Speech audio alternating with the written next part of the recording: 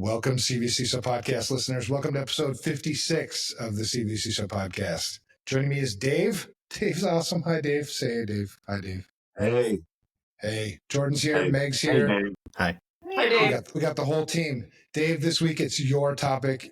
Tell us what it is. We're going to talk about AI, but not in the way that everybody seems to be talking about AI and its risks. What we wanted to talk about is how prevalent AI is becoming in our lives and what its social impacts around us are, and then ultimately how that will impact us as CvCISOs, but also as parents, humans, and members of our communities. Nice. I believe There's a lot of most chat of us about it. are human. Well, I suppose. I'll wait for a majority of the podcast people here are human. That's debatable. Why are you looking at me when you say that? Something, yeah. Why me? You could probably pay an AI agent to listen to our podcast and kind of drive up the views, and the listens. There you go. You could. Create a bunch of bots that listen to our podcast, making it seem like there's... That's what TikTok did, right? Yeah. Well, that's what somebody did with Spotify. They just created a script to keep playing their songs, and then they ended up getting caught and sued. Spotify did? Apparently. Yeah, Spotify sued the person for doing what Spotify does. They didn't like the competition. Mm. I suppose probably claimed it was intellectual property stuff. Yeah. Well, I mean, everybody's talking about AI, right? I mean, AI is like the thing. AI sells. And the reason why it sells is because people don't understand it. People buy shit they don't understand. It's like a big sales thing. It happens all the time. I mean, it sounds really sexy. It sounds like wow, such a big competitive advantage. And it's true. I mean, those things are true. But it's a tool. It's just a tool like anything else. And so then do I want to be the tool or do I want AI to be the tool? I think people abuse it just like any other tool. I wouldn't give a toddler a chainsaw. And there's lots of people I wouldn't give AI to, but unfortunately, I think in our haste, we've deployed it without really defining what the rules should be, what the ethics should be, and it's going to hurt people. It already has, actually. I mean, there's been lots of talk. We talked about it here about AI-induced psychosis. So I don't know. Well, I think it plays into a lot of those articles you were writing and sharing last month when we were touching on mental health and how it impacts.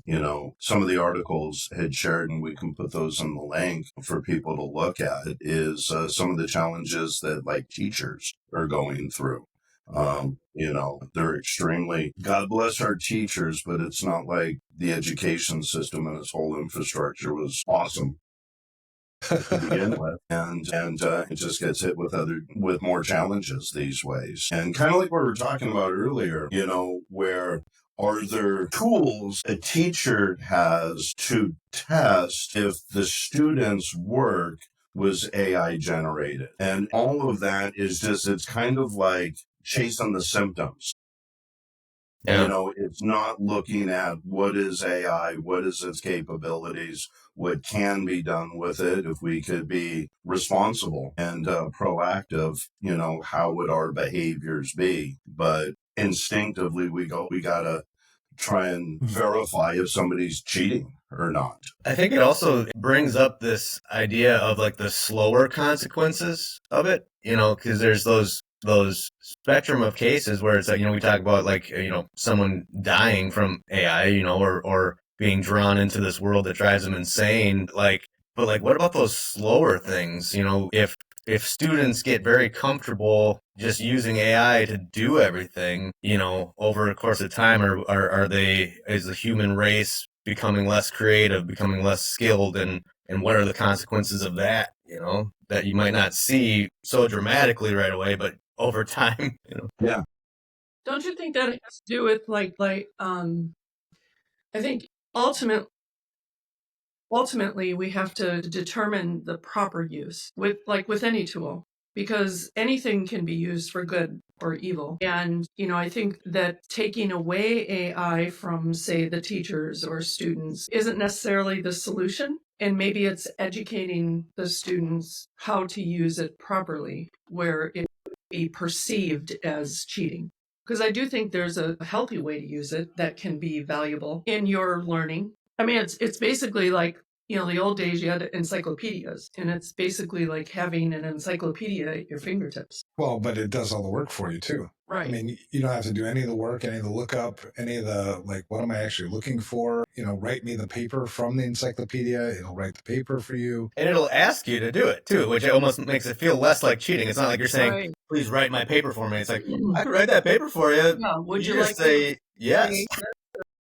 Well, and in some, I mean, the thing is we deployed this stuff, made this stuff available to people who don't understand it way before they were ready for it. Yeah. Right? Because some teachers would say that it's not cheating. Some teachers, it's a tool. And if the kids know how to use this tool to get the paper done, and there's just no unified, like, this is how you're supposed to use AI. This is the appropriate use of AI. This is how we're going to teach our kids how to use AI. You've got a whole bunch of people just going down whatever path seems right to them at the time without understanding it. I mean, that's the danger, of using any tool. The thing about AI is the more I ask AI to do without, having those foundational, I think, educational things about me, if I don't develop the skills that I have today, like the critical thinking, discernment, I have the ability to write things myself, but I'm choosing to have AI write this. But if you're doing the kids where they've never had the ability to write something themselves, well, then they're never going to have those skills, right? Or they're going to have to learn them at some other point. Or like you said, the spell check. If the kids never learn to spell, and they always rely on the machine to spell, well, every one of these things that you're giving up is just another bit of power that you're giving to the machine and taking away from yourself. And some people are okay with that, right? But then what happens when the machine isn't there anymore? What happens when you can't get to AI? What happens when AI goes tits up? What happens when AI is delusional? Would you even know it? So there's like this rush to go adopt a technology before we ever determined what the responsible use of the technology was. And we've seen this. I mean, that's why most of our information security problems are what they are today, is because we just continue to adopt new technology faster than our ability to use it responsibly. The internet, boom, yeah, let's put it on everything. Let's websites, we do business, we do commerce, we do it. Meanwhile, the attackers are having a heyday, and a lot of those things way back then, nobody was thinking about it. And then we blow things out to the house. I mean, it's just, it goes crazy. No, all good. Because like one of the complications, like you're saying, with how it's just been thrown out there is we're suggesting good ideas on how the students can be taught how to do it, but we never taught the teachers. Right. Yeah. Never taught the teachers, never taught the parents, never taught the kids. Yeah. Just kind of. I the truth of the matter is, they're having training and conversations about AI. But from who? Well, that's the issue. Internally, or maybe from other teachers? No, I know they are, but even when I was supporting schools in the previous role I had, it was still that old school of making sure our personal information doesn't go into it. It was all foundational type of stuff, but it never got into the quote unquote ethics of it, or those, like what Jordan's saying, what are the long-term implications? Same thing with social media, when it got thrown out there, well, let's just see what happens with this generation. So, let's go collect some data. Well, and who's doing the teaching? Who's teaching the teachers? The teachers are teaching the teachers, or they're finding, AI expert, because everybody's a damn AI expert now, which is the same thing that always happens with these new technologies. And I'm not saying I'm an AI expert either, but the people that should have been training people are the people that created the damn product. OpenAI should have been training, rather than this rush to market to like get AI out in everybody's hands. They're the experts. They understand how the algorithms work. They built the algorithms. They should have built the training, and they should be held accountable for it, but nobody's doing it. Nobody's holding them accountable for it. You've got, so AI, all it really is just a bunch of math, a bunch of algorithms. It's not a person. It's not sentient. Being that it was developed by people, it's got, what's the average number of errors per 1,000 lines of code? It was developed by humans, right? It's somewhere, let's say like 8. So 8 errors per 1,000 lines of code. How many lines of code do you think are behind ChatGPT? So then how many errors do you think there are going to be behind ChatGPT? Not to mention whether the algorithm itself was built flawlessly, which it obviously wasn't. So you've got all these errors that are going to creep in. And you've heard things about, AI hallucinations, AI giving you, it's really going to make its decisions and things based on its data input. So garbage in, garbage out. It's just going to amplify that garbage. So, and we've seen many stories of where it'll just validate my existing preconceived wrong ideas. So it just, that's what ends up creating this delusional thing. So you've got all these problems with AI, but we're maybe fixing them. But meanwhile, here, 6-year-old, use AI. We're not thinking these things through. It's going way too fast. So we have the errors themselves. You've always got bias built in. It's going to exacerbate existing biases. It's going to make them deeper in your minds. It just reinforces. So I don't know what biases, whoever developed. That's what's going to come out. And the third thing is, who do you think AI benefits the most? It's not you. It's not the user. It's the maker of the AI. It's the maker of the AI who benefits the most because they get the income, but they also have a shitload of power because I can tweak AI to tell the masses what I want to tell the masses. I can take them places where I want to take them. So the more dependent you become on AI, it's not like AI is a person, right? And so AI is made by people. It's owned by people. So like every new task that you kind of depend upon AI to do that you couldn't do yourself is more control you're giving over to people that you don't know who they are and you don't understand what their motives are. It's a much deeper, bigger issue than what people think it is. Is there accountability? Is there any accountability out there for the creators of AI? No. Is there any accountability from Microsoft? Yeah, well, and to that point, Meg, it's all happening so fast that the legislation can't keep up. And historically, the U.S. is going to be behind what Europe is trying to do. Maybe this will be a little bit of a devil's advocate, but I can't help but just think of the evolution that I've experienced in my 60 years of life, right? Like what I had available to me as a youngster versus what young kids have available to them and how the tools that we've used have grown or changed. And when it's about learning to use them properly and focusing on the proper use of, and you're always going to have bad actors. You're always going to have people that are going to take advantage but what is that percentage? Like, is most people are on the up and up and they're, using it responsibly, and you're going to have those anomalies of people that choose it for the wrong reasons. I don't know. Where did when we were kids, where did we learn these things? Well, we didn't have the internet. No, I know, but we learned it from our parents, our teachers, community leaders, and sadly, most of them don't know how most of the technologies we use work today. So it's like, which makes it like a really ripe group of people to manipulate because they wouldn't know any different. Yeah. And I can't think of a better tool to manipulate people with than AI right now. The way it's going to have the ability to control news or messaging, it's media. Like media's out of... Well, media's had its agendas, but see, and even to your point, Meg, what we were talking about before we hit record, some of those technology advancements is we're going to calculators, spell check. One of the differences is all those calculators use the same formulas. Yeah. It was an agreed upon standard of what its output would be. And AI, we're still tinkering with what that output is. And to your point, and I agree with you, there are good people and there are people that will use it responsibly, properly, but we're using a tool that is run by somebody else that has the ability to kind of pull the levers and stuff like that. It's not really like Facebook or Zuckerberg ever really made modifications to make it better to the end user. But Facebook's been used to, manipulate minds, through ways that they choose to edit content.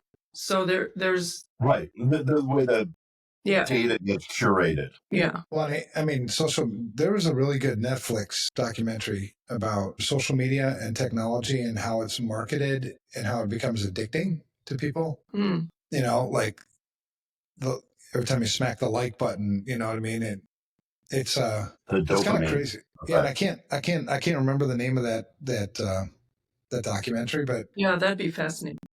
I'd suggest that you look it up and watch it, and if I remember, I'll find it. But it's just these subtle things that, like, if you were to go from one point to the other point, like at a flip of the switch, that would be very disruptive to you, and it would be obvious that something changed. But the way it works is you just small compromises, just small ones that seem insignificant at the time, but those things begin to propagate. So you continue to take think of it as like I was going down this path and I'm going to make a decision that's going to take me 1 degree off of that path. It doesn't seem like, I mean, that's just like that.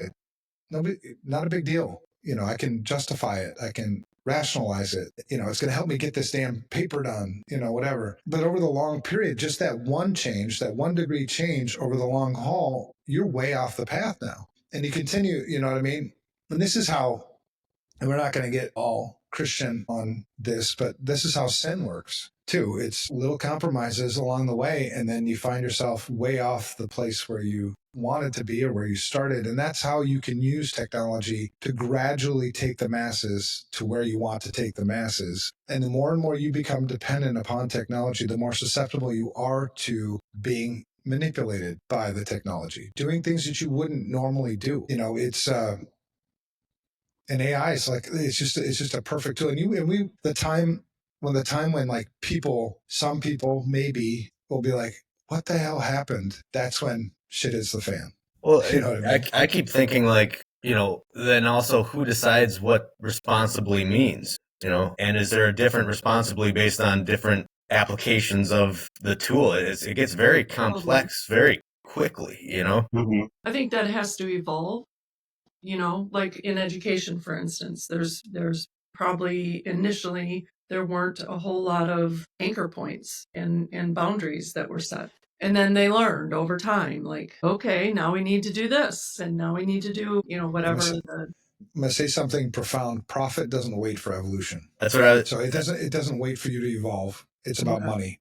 Well, that's what I was thinking too, because corporations, you think about corporations and their relationships to the schools that we were talking about. It's like the schools want to get people hired and get jobs, and the corporations want people that know how to use AI and maybe don't even care about critical thinking. You learn how to use AI, sweet, you're hired. Just be a part of the what's that term? Like, back in the day in factories, it's like the assembly line. The machine does everything. You just sit there and just do one thing. But so again, devil's advocate, like if that's the direction that we're going, isn't this skill now become how to use AI correctly in order to be able to be, to do these? You can take the correctly out. That's the problem. Yes, the skill would become the high demand skill would be how to use AI. Correctly according to who? Correctly according to what motivation? To make more money. Yeah. Quality of life? Whatever. I mean, if it's still there, I guess that's okay. And it's the widespread adoption that kind of makes this, because all of these discussions should have been had. They should have been had in the public forum. It should have been an engaging thing before we just turn it on. Right. So we could all agree before we make that 1 degree shift that we can all agree that we're going to make the 1 degree shift. But instead, it's like, and this is what we've always done with technology, right? Rush to market, get it out there. Why? Because it's profit, it's competition, it's us against Grok, against Gemini, against any other AI that's out there. We got to get the users, and not to mention it's crazy how like the movies, are so close to like what happens in the future in like Matrix. The Matrix, it's like holy shit, and like what was the Arnold Schwarzenegger Terminator? Yeah, it's like because I was reading another article about AI yesterday about it's like not ecologically friendly. Like the amount of power and the amount of cooling it takes to cool down data centers filled with AI systems. It's like I'll have to find that article too because I'm just trying to remember what exactly, but it was so much water is used to cool the data centers for like ChatGPT for OpenAI that it's like enough to provide water for like 180,000 households or something like that. Wow. So you It's don't even like- think about that. Yeah, it's crazy. There was actually an article where I forget which one it was, said, please stop using words like please and will you do this to reduce the amount of load that the question you were Right. asking. Yeah, that was Sam Altman who said that during a talk, and he laughed when he said it, like it's funny, you know.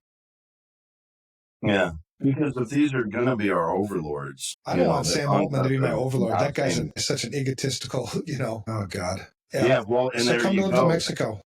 That's the one that, and those are the ones that are ultimately making decisions. You know, to your point, Evan, on that 1 degree off, one of the things I was thinking about is if we look at where AI is today, where it was 2 years ago, and try and project what its trajectory is, along with deep fake technology, audio impersonation technology, all of these things kind of moving forward with their own trajectories. Try to project what the 2028 presidential election can be like. Do you want the red pill or the blue pill? Right. I mean, that's what's, you have the ability to create two different realities. You know what I mean?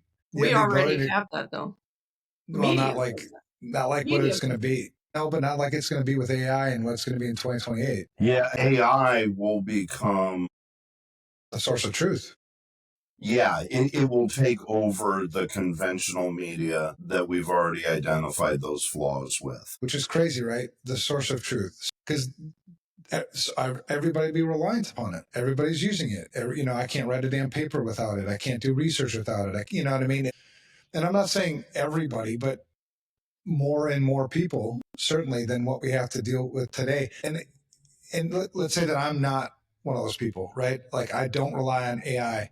I still have to interact with and drive on the same roads with and go to the grocery store with and watch movies with the people that do. So, you know, it's not like our different realities or different, you know, ways of doing things. They have to mesh together for this thing to stay together. So I don't know, man. It's, and I'm not a conspiracy theory guy. You know, I'm not an alarmist. You know, I'm rarely like, oh my God, you know, but I'm getting closer and closer, like, holy shit, guys, let's chill out for a minute. You know, I use AI regularly. I use AI probably every day, but I use it for ideation. I use it for research. I don't use it to make decisions for me. I hope I never, ever use AI to make decisions for me, because once I give AI the ability to make decisions for me, well, then it's the master. Mm-hmm. Yeah. I'm not into being a master to any degrees that tries to happen to take you down that path. Right.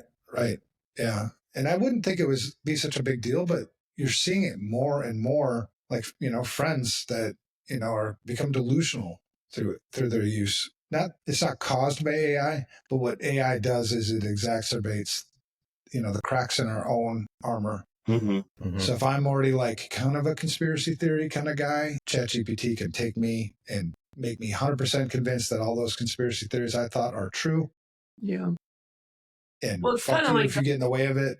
It's like gun You know? control, though. You know, if it's not the gun that kills people, it's the people that kill people. So, you know, the tool in and of itself isn't the problem. It's the use of the tool that becomes the problem. Yeah, I think it's the makers of the tool too. I mean, Yeah. the makers of the tool need to be who's going to do it though, right? I mean, they need to be the ones accountable. You created a product, you made it available to the public, and let's say that it harms millions of people for whatever reason, right? You just harmed a million people because you made something, you released it into the public without explaining how it works, without giving the pros and cons, without training trainers, without creating rules, boundaries. There's one, I mean, and this is one part of like technology that really has me concerned because just so many people are using it and so many people are giving it control. It's just a computer program, right? I've heard stories of people, elderly people, an elderly couple. So, an elderly couple that every day they interact with ChatGPT and ask ChatGPT what they should do today. And they ask ChatGPT, what should we eat today? And they ask ChatGPT, they've essentially given all their life decisions over to ChatGPT. The hell? But if they took that same thing, not that that's okay, but imagine if they ran that through Grok and got different responses. What's Grok? Yeah. That's the X. That's the Elon Musk one. Elon has his own ChatGPT. Everybody does. Well, It's his own AI technology that's been corporationized, if that's a Gotcha. word. I feel like that's a good example of how intricate the topic is, though, too, because that scenario, it depends on how the person is viewing it. Like, some of that's insignificant stuff, you know? Like what I eat today, like if they're viewing it as ChatGPT is my God and I must eat this because it said so, that's different than just, I don't care what I eat. Let's throw it into the randomizer and let's, you know, we'll eat. It's kind of fun, you know, like whatever it says, let's eat it, you know? It does seem insignificant, but it's that 1 degree over time. I can see that. Over time, you'll be conditioned that I can't figure out what to eat without ChatGPT.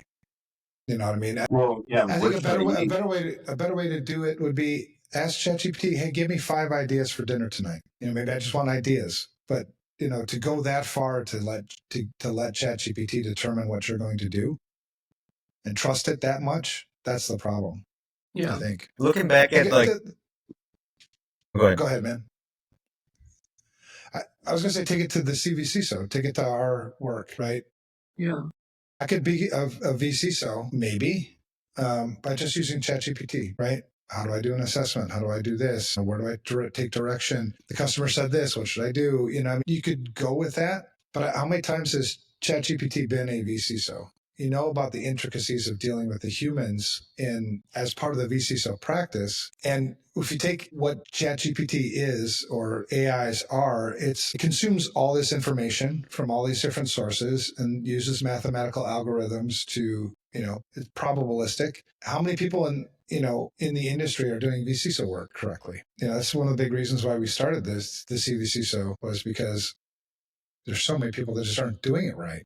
So if I go to ChatGPT, well, then chances are it's going to tell me to do things that probably aren't the right things for people to be doing. And I think that could be a slippery slope. And what you'll end up doing if you become over-reliant yourself as a vCISO in serving your customers, eventually your customers are just going to replace you. Why the hell I just have you asking ChatGPT to do everything for me, which would be fine if that was in the customer's best interest, but it's not. You know what I mean? So it's like this, as a vCISO, I use ChatGPT, or I would use ChatGPT for ideation, maybe questions that are seemingly sort of like suggestions, maybe, but I would never use ChatGPT to do what I should be doing myself. Yeah. So what is the solution? What is, as a vCISO, what's the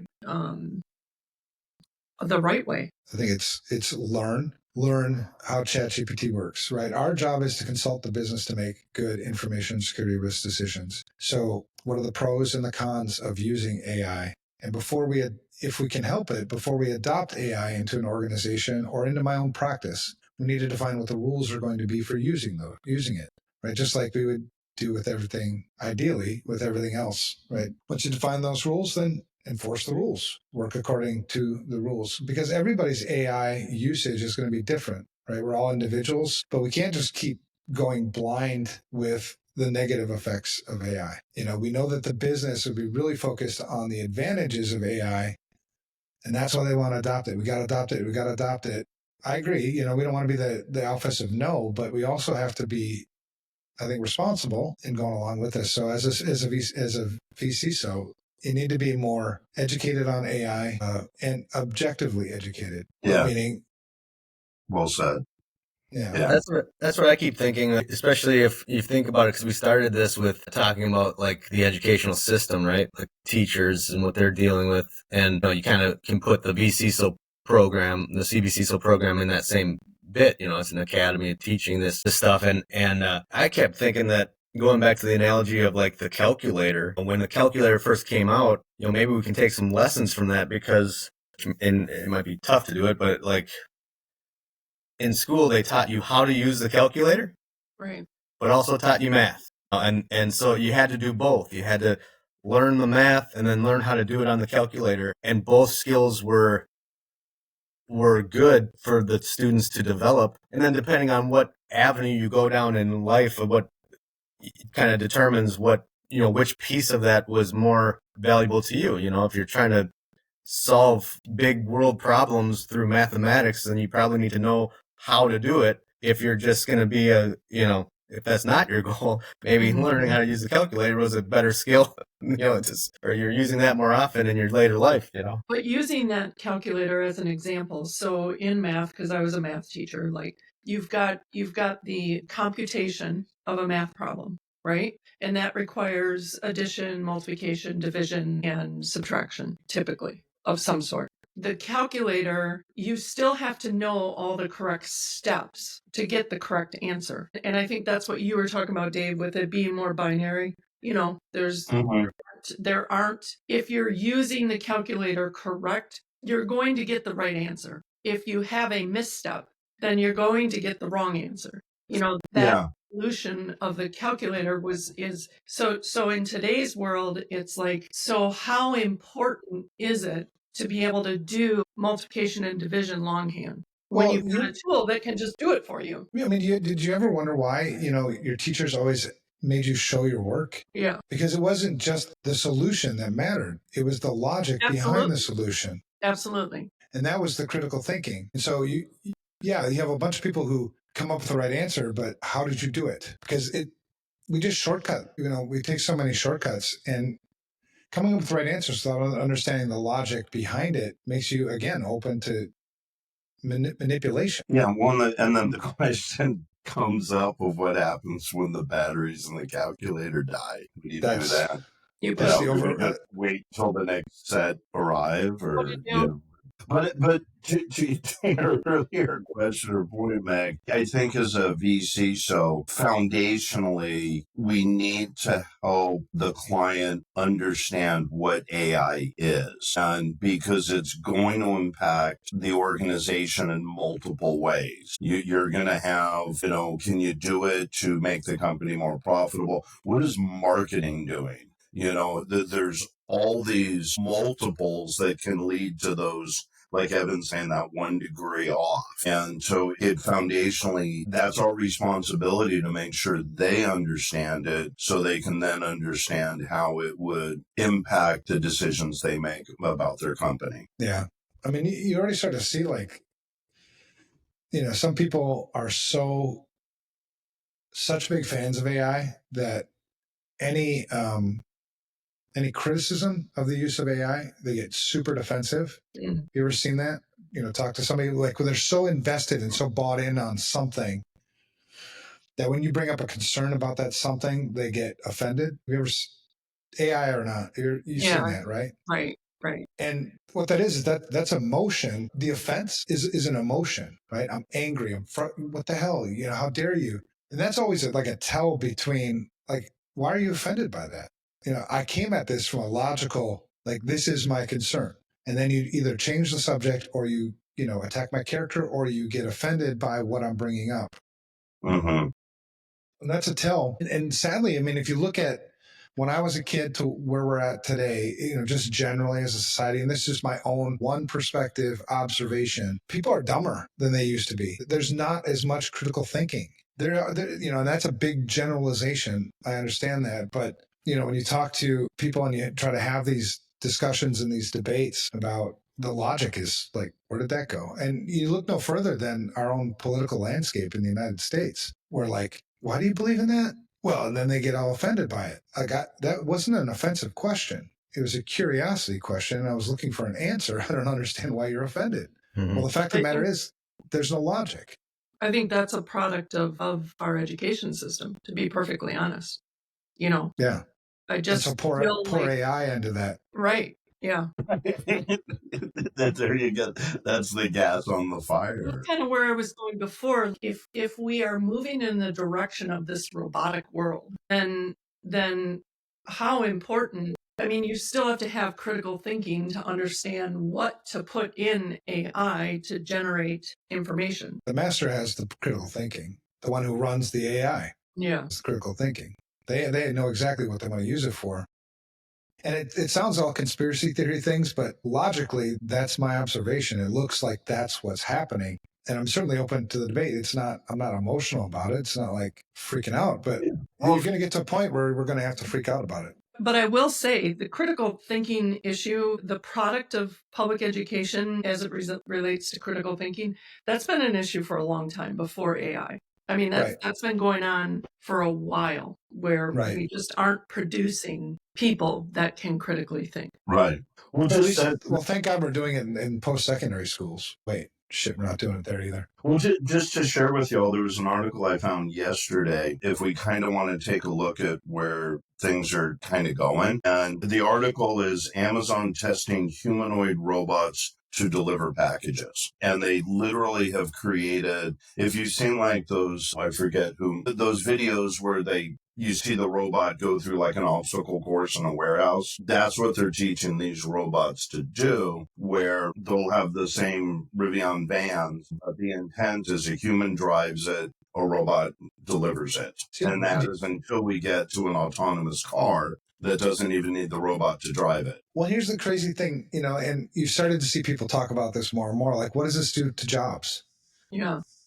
What does all this do to jobs? Well, it takes the jobs away. It's just another awesome place to manipulate, because now you're dependent. You don't have a job, right? So here, I'll give you money, make you, it's just all paths seem to be pointing to this like power and control over people. Minds. That's what it's really about. And so AI, what does all these things for me and all these, well, from a different perspective, looking at the forest above the trees, careful, I don't want to be that.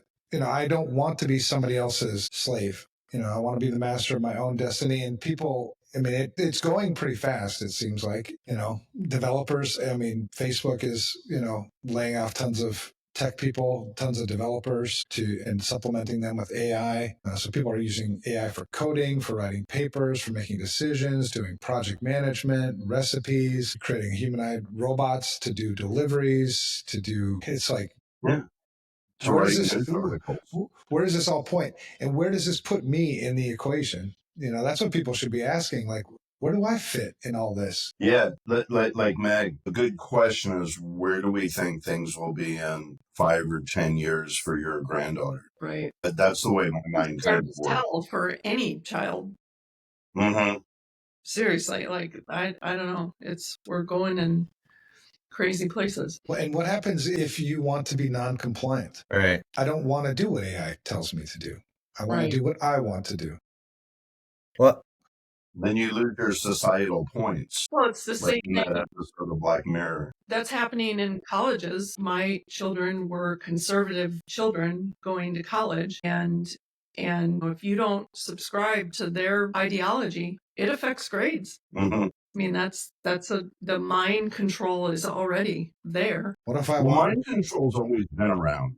Yeah. What if I don't want a humanoid robot walking down my street? That's That's what I'm thinking. The non-compliance, we're not far away from it being a problem. Like I was thinking about the humanoid Amazon delivery person, and it's like, I call it a person, but like, we had a delivery guy the other day. My kids were playing basketball in the driveway, and he's like, "Hey, how's it going, kids?" And, "Hey, can I have a shot?" And and it was like, nice personal thing. Imagine a robot all of a sudden is like talking to my kids as it's walking up. "Hey, kids," and God knows what they're telling my kids. And it's like, at what point are you like, "Dude, robot, stop talking to my kids"? Right.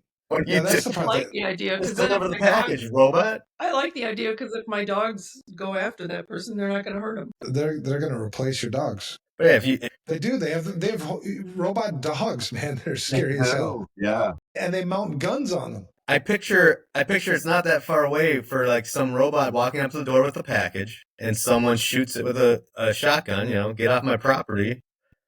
And now we've got a war. Is that murder? Well, there's numerous stories of, when you tell AI to shut itself off, that it will be non-compliant itself, copy itself to other servers, to preserve itself. It's like, and that's not a sentient behavior. That's its own mathematical, what do I do with this input thing? Because it's crazy because lots of AI developers who developed like ChatGPT don't know how ChatGPT works. Yeah. In detail, because there's so many it's a cascading like decision tree. This, leads you to come to this conclusion. You can't test all those, it's, So I don't know. How does the information get in ChatGPT? So when I'm in there and I'm asking a question and it pulls all this stuff, like how does it curate the information? One of the inputs is the fact that you asked the question. So that gets inputted because that's relevant to other people that might be asking the same question and all that stuff. It'll suck it from every data source it can get its hands on. So across the entire internet, all the documents it finds on the internet, the documents that people upload into ChatGPT, to ask it to review. There's seemingly infinite number of data sources that go into ChatGPT. And I know that they say, well, we respect your privacy. So any document you upload into ChatGPT, it's like, yeah, I mean, seriously, bullshit. Right. Can I prove it? No, but it's bullshit. So yeah, huge amounts of data. It's just like a huge data. It's not even a data lake. It's like a data ocean. Well, and Meg, kind of like when you were saying, and I agree with you, that it's a human that pulls the trigger. But if these things have been scraping the internet, and we all know how much crap there is on the internet that's being scraped. So that's trying to define really what is that source of truth. Right. And each AI LLM is trying to have its own unique differentiator from the others, which means it's inevitable you're going to have multiple interpretations of truth. But that was a problem before ChatGPT, before AI. Like as soon as the internet came on, then there started to be bias. And no, there's bias before that. Right. Well, I mean, I'm easily as simple, like, before you had to work a little bit harder to understand or see it. Now it's just like there. Yeah. It amplified it. Yeah. And the way the internet amplified all of that, AI is going to amplify, and it's built on the internet. And we still don't even know all the consequences of, the adoption of the internet, right? I mean, you're still like, oh shit, we didn't think of that. I mean, the propagation of human trafficking, of illegal, illicit trade, not to mention, phishing, right? I mean, all the attacks wouldn't have been possible pre-internet, not the way they are today. I wouldn't have to worry about business email compromise pre-internet. I wouldn't have to worry about ransomware pre-internet. And it's not like, and the internet's bad, but we should at some point we need to learn to really be more responsible before we just adopt things, before we just plug them in and then, we'll figure it out as we go. Yeah. Well, that's not going to be good enough. You know what I mean? The more you become dependent upon the technology, the less you can afford to figure it out as you go. One left turn and all right. And I'm starting to see that. That's the part that's concerning for me. 35 years in technology is I'm starting to see things that I would have chalked up as being complete conspiracy theory bullshit 20 years ago. Like if you would have told me, like, I can see I could see how we could get to Matrix, like it's like, my God, are you shitting me? Like this could actually happen. And it's actually happened on my watch, meaning I'm part of the generation that let it happen. I don't know. It's going to be interesting to see what plays out. And I hope I am a damn conspiracy theorist and you can chalk it up to being crazy. Right. Because the last thing I ever want is for people to suffer because we continue to adopt technology faster than we can use it. Right. I don't know how many jobs people are going to lose, because it used to be like, okay, the trades are kind of going down. Put all your kids into technology, STEM. All your kids go into STEM. It's like, oh, we're going to replace you with AI now. We don't really need you there. Then what are you going to do? Go back to tech? Go to trades again? And then, well, we got robots doing that shit. We don't need you there. It's like, okay, what part of what is left for everyday people? The people who control those systems, they love it, right? Money, tons and power. Because the more people that become dependent upon them, the more power they got. So I'm just like watching this thing going like, is this where the world is going? Where you've got, a handful of ultra powerful, ultra whatever and we're all just dependent on them. None of us have jobs because there are no jobs to do. And at that point, it's like, well, either kill them off or just, use them to do, I don't know what it looks like. It's just, it just seems like that's the crazy shit that's going on. Well, it feels I like don't like that's it. the trajectory. It does. Unless something stops and says, hey, we should think about this first. Like, we want people to have jobs. People were built to work. It's in our DNA to work. It's not like, it'd be great if like nobody had to work anymore. No, that would not be great. We're built for work. We're built for social interaction. It's in our DNA to talk to people face to face, to touch people appropriately. Of course, that's in our DNA. Take that stuff away from you, there's no purpose of life anymore. It's like, okay, well, shit, you wonder why I'm depressed. Well, I haven't talked to anybody in 3 weeks, except for the damn robot that just delivered my shit that I don't need. I don't know, man. Yeah. I'm probably going off on a tangent, but it just you see too many signs, too many tells that this is a really big possibility unless we change course somehow. Yeah. It's dark, but I agree with you that is just, it feels like that's the path we're on unless we make some changes. Well, even like when you and I were chatting and you're working on Unsecurity 2.0, things are not better than they were for 2.0 versus when you wrote the first book. Things are worse for sure. And I'm not a pessimist either. Like, people that know me know I'm a pretty generally happy, sunny guy, honestly. But, you also have to be real about this stuff. Like, yeah, there's lots of things that have gotten, it's hard to find something at that level that's gotten better. And you'll have arguments with people like, well, of course we're doing better. What makes you think we're doing better? Well, we've got, all these tools now, that can do things for us, like we made so many advancements in XDR and all these things. And it's like, if you used it right, if it didn't cost you a damn arm and a leg to buy it, but just look at the higher level data and where, have attackers stolen more money in the last year than they did 5 years ago? Absolutely. Like in an order of a magnitude of like 5 times, 5x, 6x. Have we spent more money to protect against it? Yeah. Also, probably on a scale of like 2 to 3x. So tell me how we're winning the game when I spend twice the money to lose 6 times the amount of money. Does that make any damn sense? When we say like, we talk about this future and then we say, unless something happens, what is this? Where is that something going to start? Like, is that educational system? Is that government? Is that just us unifying as a community to?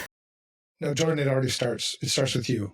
It starts with you, your kids, your circle of influence, however big, everybody's got a circle of influence. Some people it's just a few people, some people it's hundreds of people, thousands of people, but it starts with you. It starts with you setting the example, teaching your kids on the appropriate use of AI before they use AI. It's when they want to get that new technological techie thing in the jobber that you sit down and explain to your kids and teach your kids what's appropriate use, what's responsible use with those things. That's where it starts, because it's by the time it gets to a point where like the masses are going to want to do something, that's when the damage will already be done at that point. And then they're going to need people that I think that were responsible to kind of lead the way out of that, because the psychology is people only change when they see a benefit for them or it hurts. Yeah. So right now, the benefit that they see in using AI far exceeds the pain that they might feel from its inappropriate use. But if we're right, eventually they will feel the pain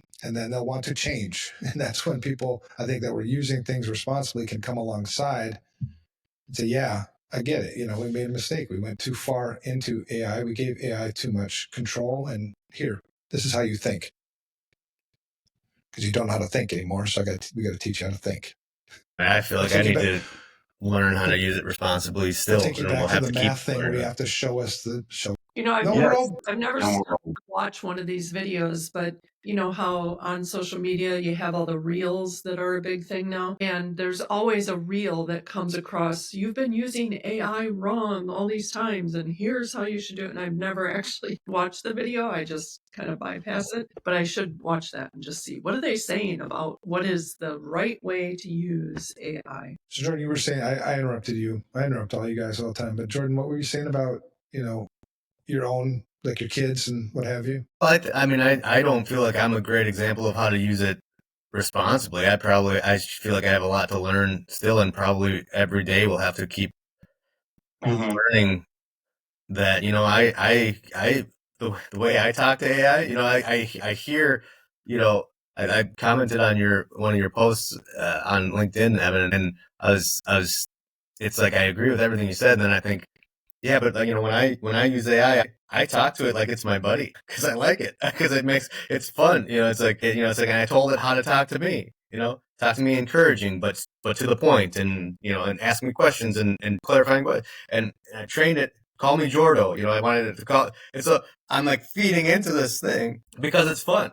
It's because it's like, and then I just talk to it. I'm like, hey, how are you doing? I need some help, and so I the very thing I'm probably causing a lot of cooling needs because I'll have a whole conversation with it, and it's like, even though I know, and there's a part of me that's like, yeah, but I'm strong, like I get it, it's like it's gonna reel me in, but I have enough common sense to like know that it's just ones and zeros behind the scenes, like, but I still do it. Yeah, it's fun. Yeah, it's fun for sure. But it makes me feel like it's just a matter of time. That's that one degree off. Like, at what point do all of a sudden I cross that line into I got to talk to my AI buddy because no one else understands me? Right. That's the What was that movie, like maybe 15 years ago, where the dude fell in love with his iPhone? Yeah, I don't remember. Is that Her? I remember the story, but I don't remember the name. Yeah. Joaquin Phoenix, I think it was. Nobody thought that was a documentary at the time, but here's where we're going, Well, and not even where we're going. We got people already there. We have people in our own circle, people that all the four of us know that's already there. It's true. But we shouldn't like over glamorize that because it's not your average person. Again, it's more. What's the average person? I don't even know. I think it's anomalies that are taking it to this like stupid extreme.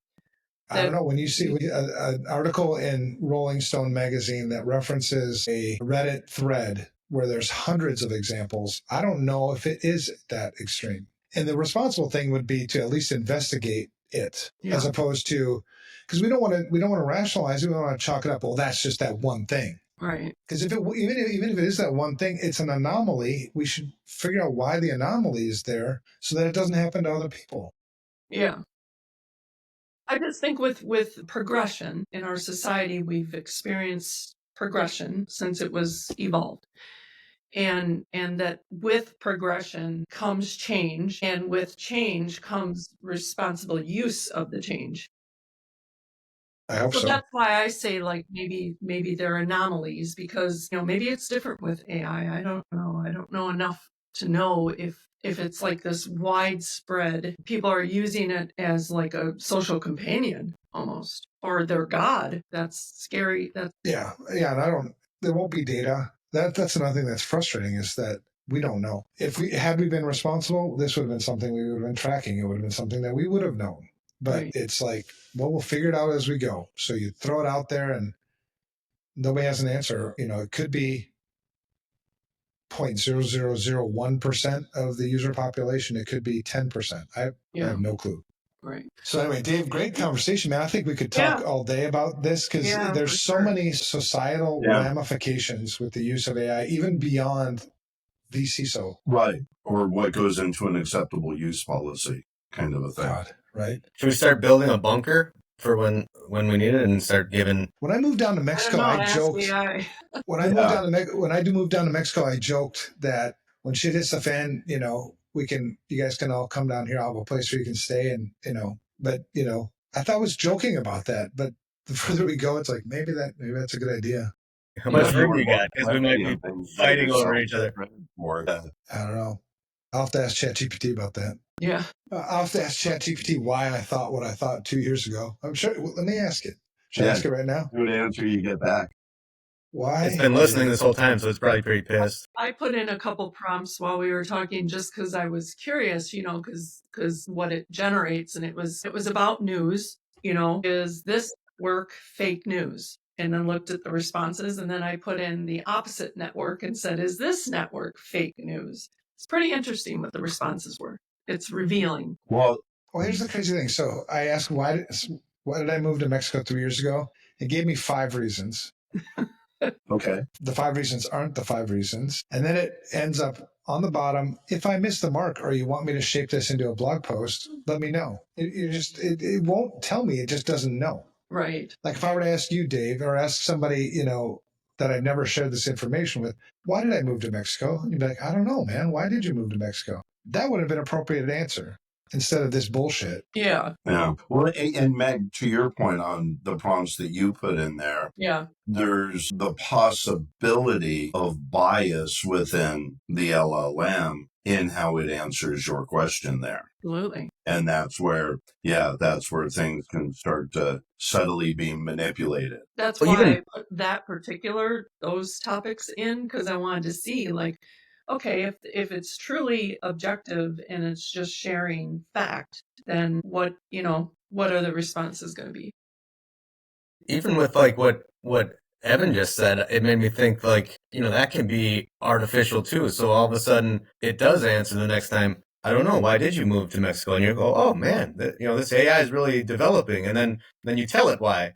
And then, it remembers that. And then so like later down the road, it's like, don't you remember, Evan? You moved down there for this. And then you're like, oh man, you still understand it. Like you just feed into the whole thing forever. Right. And when I asked the question too, this is the first time ChatGPT's ever done this in my use. It said, I said, why did I move down to Mexico? And then, usually on the left, it puts, your chats, it lists your chats there. Yeah. Mm-hmm. It named my chat Porque Me Mudé, which is why did I move? But it put it in Spanish. Like I never asked you that way. Anyway, you be the master. topic, Don't Dave. let the Interesting. Yeah. No, right on. Thank you, everybody. This is great to just walk and talk through. Yeah, I'll definitely learn a bunch. Yeah, that's good. All right. Awesome. All right, folks.